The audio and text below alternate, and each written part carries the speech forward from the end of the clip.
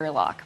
Well, today is the 24th annual World No Tobacco Day, sponsored by the World Health Organization to raise awareness of the devastating effects of smoking. But a full-page ad in this morning's New York Times challenges the Global Health Organization to get behind a controversial new product known as the e-cig. It's an electronic, non-tobacco cigarette. There it is. We're joined now for an exclusive interview by the man behind those, John Cameron. He is the younger brother of James Cameron of Avatar and Titanic fame.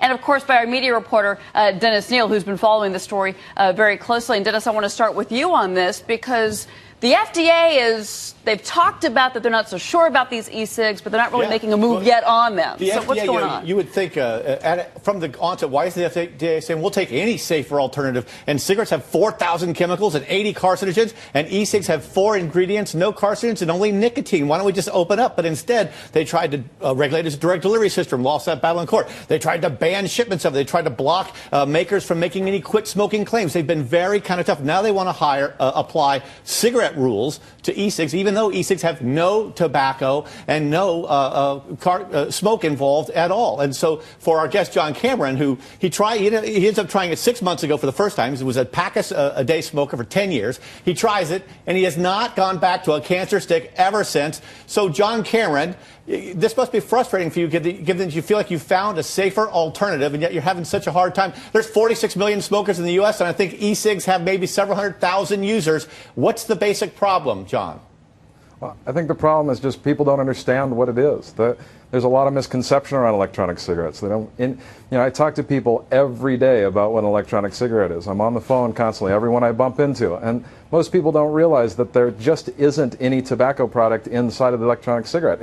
It's a nicotine delivery system. It has 4 chemicals in it. It's got vaporizing fluid that has come from asthma inhalers that have been FDA approved for 50 years.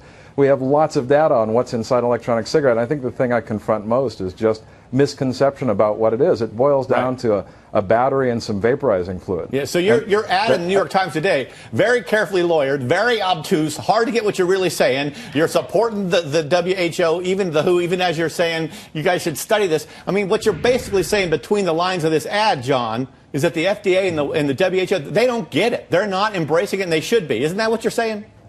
I think what I'm trying to do is open a dialogue. Ultimately, we have to talk about this. I mean, with 6 million lives on the line, I think any form of technology that moves forward that takes that into consideration, I think it's just too much for the human mind to wrap its head around. You have 6 million lives in jeopardy every year because of tobacco use, and here you have a technology that's off the shelf that you can put in people's hands tomorrow that's going to reduce that drastically, significantly. We have to fast-pace this. We have to get in front of the technology. We have to get out there in the world market. The FDA needs to get behind it. The WHO needs to get behind it.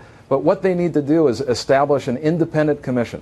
I think we've learned a lot from tobacco smoke, and what we've learned is that science done by the industry that's promoting their technology isn't the best science. It's not in the best interest of the consumer. What we need is independent research, and we need to open that dialogue. We need to get the World Health Organization aware that this is an amazing harm reducer for the human race. The reality is it's not just the 6 million lives that you lose every year. 50% of those lives are cut down in the prime of their life.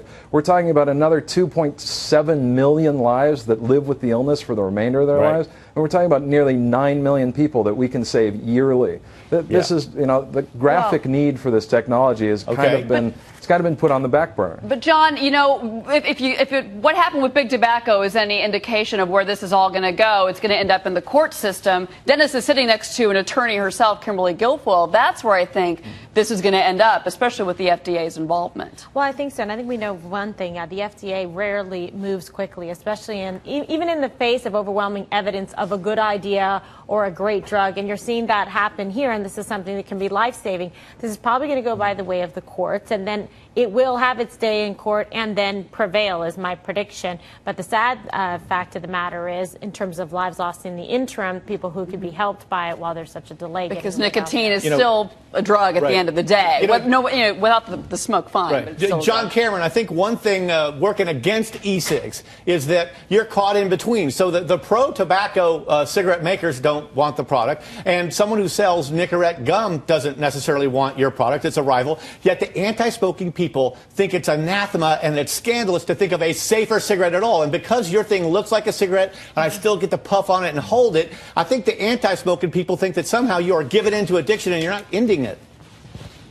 Well, look, addiction is serious business. And being a pack-a-day smoker for 10 years, I know how hard it is to quit. I tried everything. I tried patches, I tried gum, and the reality is that the moment I picked up an electronic cigarette, I haven't smoked for 6 months. For me, that's a big deal. More amazingly, I can put down an electronic cigarette whenever I choose to. So from a very personal standpoint, I know this works. This is why I got into it. 6 months ago, trying to stop smoking, instantly stopped the moment I picked up an electronic cigarette. I didn't need to go out and do the immediate data to make the connect. I figured it out on my own. Right. But in the past 6 months, in talking to everybody, what we're learning is that to get to the FDA, to get to the WHO, to get to that conversation, we have to open a dialogue. We have to make sense of this. And the reality is that we have suffered the ills of tobacco for hundreds of years, and significant research has been done. We know exactly how bad it is for us, and here we have a replacement. We have to move on this. We can't just sit idly by. John Cameron, the CEO of SafeSig. It could be a great Hollywood movie. Talk to your brother about it. Yeah. Thanks for coming on Fox Business. Of course, we'd like to thank Dennis Neal as well. Yeah, thanks for coming Great on, stuff. John. Great job. Thanks so much for having me. Okay, well, coming up.